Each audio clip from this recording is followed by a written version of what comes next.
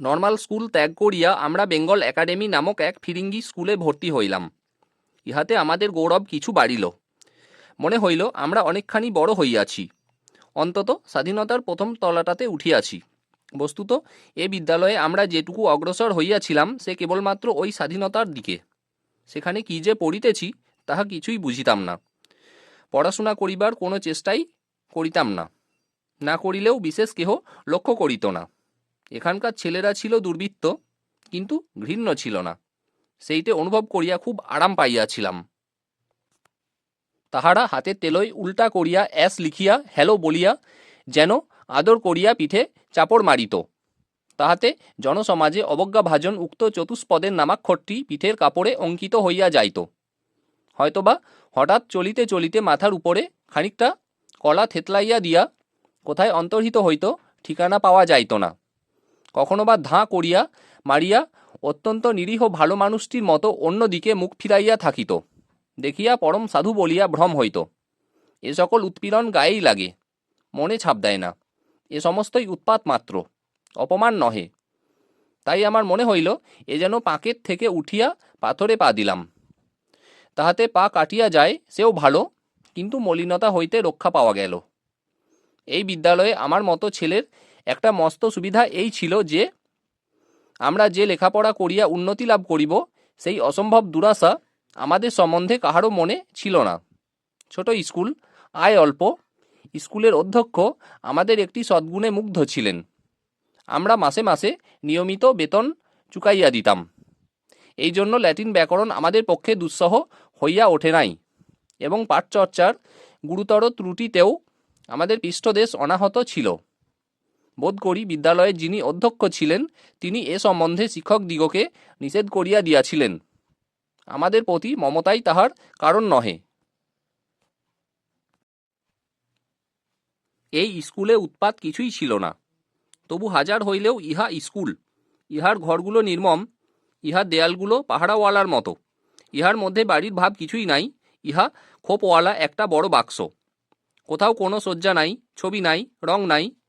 ছেলেদের হৃদয়কে আকর্ষণ করিবার লেশমাত্র চেষ্টা নাই। ছেলেদের যে ভালো মন্দ লাগা বলিয়া একটা খুব মস্ত জিনিস আছে, বিদ্যালয় হইতে সে চিন্তা একেবারে নিঃশেষে নির্বাসিত। সেই জন্য বিদ্যালয়ে দেউড়ি পার হইয়া তাহার সংকীর্ণ আঙিনার মধ্যে পা দিবা মাত্র তৎক্ষণাৎ সমস্ত মন বিমর্ষ হইয়া যাইত। অতএব স্কুলের সঙ্গে আমার সেই পালাইবার সম্পর্ক আর ঘুচিল না। পলায়নের একটি সহায় পাইয়াছিলাম। দাদারা একজনের কাছে ফার্সি পড়িতেন, তাহাকে সকলে মুন্সি বলিত। নামটা কি ভুলিয়াছি। লোকটি প্রৌঢ়, অস্থি চর্মসার। তাহার কঙ্কালটাকে যেন একখানা কালো মোম জামা দিয়া মুড়িয়া দেওয়া হইয়াছে। তাহাতে রস নাই, চর্বি নাই।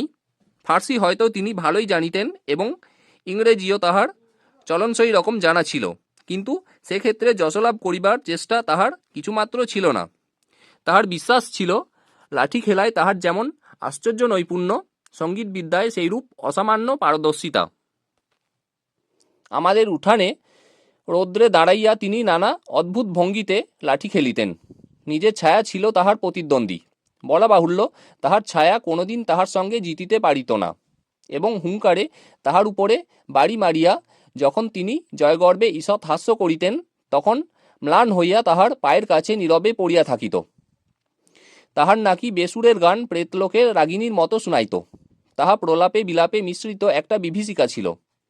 আমাদের গায়ক বিষ্ণু মাঝে মাঝে তাহাকে বলিতেন, মুন্সিজি, আপনি আমার রুটি মারিলেন। কোনো উত্তর না দিয়া তিনি অত্যন্ত অবজ্ঞা করিয়া হাসিতেন। ইহা হইতে বুঝিতে পারিবেন মুন্সিকে খুশি করা শক্ত ছিল না। আমরা তাহাকে ধরিলেই তিনি আমাদের ছুটির প্রয়োজন জানাইয়া স্কুলের অধ্যক্ষের নিকট পত্র লিখিয়া দিতেন। বিদ্যালয়ের অধ্যক্ষ এরূপ পত্র লইয়া অধিক বিচার বিতর্ক করিতেন না, কারণ তাহার নিশ্চয় জানা ছিল যে আমরা স্কুলে যাই বা না যাই, তাহাতে বিদ্যাশিক্ষা সম্বন্ধে আমাদের কিছুমাত্র ইতর বিশেষ ঘটিবে না।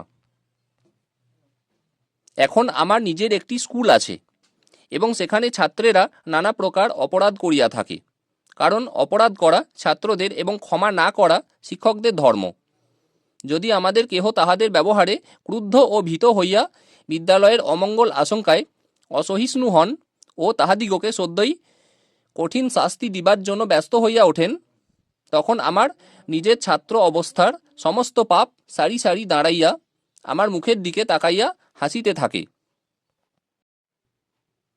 আমি বেশ বুঝিতে পারি ছেলেদের অপরাধকে আমরা বড়দের মাপকাঠিতে মাপিয়া থাকি, ভুলিয়া যাই যে ছোট ছেলেরা নির্ঝরের মতো বেগে চলে। সে জলে দোষ যদি স্পর্শ করে তবে হতাশ হইবার কারণ নাই, কেননা সচলতার মধ্যে সকল দোষের সহজ প্রতিকার আছে। বেগ যেখানে থামিয়াছে সেইখানেই বিপদ, সেইখানেই সাবধান হওয়া চাই। এই জন্য শিক্ষকদের অপরাধকে যত ভয় করিতে হয় ছাত্রদের তত নহে।